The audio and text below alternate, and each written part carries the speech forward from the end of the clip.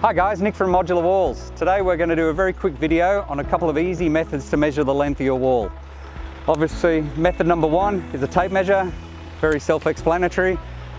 If you haven't got a friend to hold the other end or you don't feel comfortable with the tape measure, we'll use a marker on the ground and we'll feel what it feels like to stride the meter, and then we'll paste the length of the wall out to get as a measurement.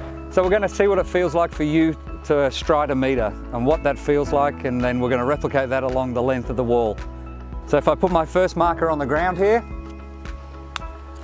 I measure back a meter, I'll put that there, and then I just want to put my toe here and then just feel what it feels like for me to stride that distance, 1, okay? And then we're going to try and replicate that to measure out the wall. So let's put our foot at the start of the line here, and I will pace out the length of the wall.